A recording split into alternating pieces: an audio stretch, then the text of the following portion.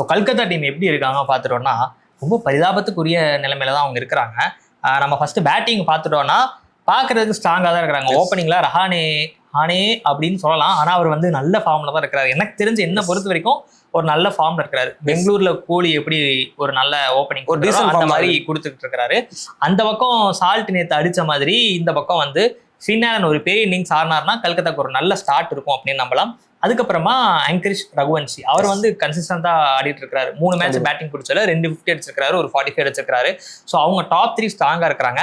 Finn Allen வந்து ஒரு 5 பால் 10 பால் 15 பால் ஆடின்னு இருக்கிறாரு. அவர் ஒரு 30 35 40 பால் ஆடினார் அப்படின்னா ஒரு பெரிய இன்னிங்ஸ் அவர்கிட்ட இருந்து கிடைக்கும். அந்த இம்பாக்ட் என்னவா இருக்கும்னா அவர் வந்து சும்மா 40 பால் ஆடினா 60 அப்படிலாம் இருக்காது. அவர் 200 250 ஸ்ட்ரைக் ரேட்ல ஆடக்கூடிய பொட்டன்ஷியல் இருக்கிறனால அவர் கொஞ்சம் நிறைய ஆடினா நல்ல ரன் வரும் அப்படின்றது. ஸோ இந்த டாப் 3 ஆடிட்டாங்க அப்படின்னா தான் அவனுக்கு அப்புறம் இருக்கிற ஒரு ஸ்ட்ரகிளே வருது. கேமரூன் கிரீன் வந்து இன்னும் அந்த அளவுக்கு பெரிய ஃபார்ம்ல இல்ல. அவர் அடிச்சாலுமே வந்து அவருடைய ஸ்ட்ரைக் ரேட் வந்து கிட்டத்தட்ட ஒரு 150 160 அந்த ரேஞ்சில தான் அவர் விளையாடிட்டு இருக்கிறாருன்ற நேரத்துல அது ஒரு சிக்கலா இருக்கு.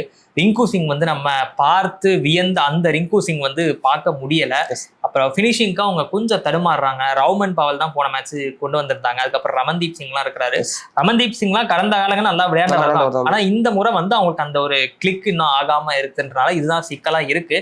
இதை வேற எங்கேயாவது மாத்த முடியுமா? என்ன நினைக்கிறீங்க நீங்க? இல்லை, இப்போ மாற்றுறதுக்கு எந்த அளவுக்கு பாசிபிள்னு தெரியல. அவங்கள்ட்ட உள்ள டீம் காம்பினேஷன் பொறுத்த வரைக்கும் ஃபாரினர்ஸாக இருக்கட்டும், நார்மல் பிளேயர்ஸாக இருக்கட்டும், எப்படி ஷஃபில் பண்ணாலுமே அவங்களுக்கு இந்த மாதிரி ஒரு டீம் காம்பினேஷன் தான் போய் ஆகணும். பேட்டிங்கை பொறுத்த வரைக்கும் அவங்கள்ட்ட நான் ரொம்ப ஒரி பார்க்கல. டாப் ஆர்டரை பொறுத்த வரைக்கும் அவங்க ரொம்ப நல்லா இருக்காங்க. என்ன எப்போ ஒரு பயம் வரணும், டாப் ஆர்டர் நீங்கள் சொன்ன ஃபெயில் ஆடினாச்சுன்னா அதுக்கப்புறம் மிடில் ஆர்டரில் எப்படி அதை மேட்ச் பண்ண போகிறாங்க. எல்லாமே கடந்த காலம் நல்லா விளையாண்டவங்களா இருந்தாலும் இந்த டைமில் வந்து அவங்க மேட்ச் பண்ணுறதுக்கு பெரிய பிளேயர்ஸ் இல்லை. இப்போ நான் என்னன்னா ஃபின் ஆலனோட டிம் சேஃபோட விளையாட வைக்கலாம்னா ரகுவன்ஷி என்ன பண்ணுறது அப்படிங்கிற மாதிரி ஒரு கேள்வி வருது. வந்து இப்போ இந்த மாதிரியான குழப்பங்களுக்குள்ள தான் அவங்க சுற்றிட்டு தவிர பேட்டிங்கை காட்டிலும் அவங்கள்ட்ட பவுலிங்ல தான் நிறைய வீக்கா இருக்காங்க.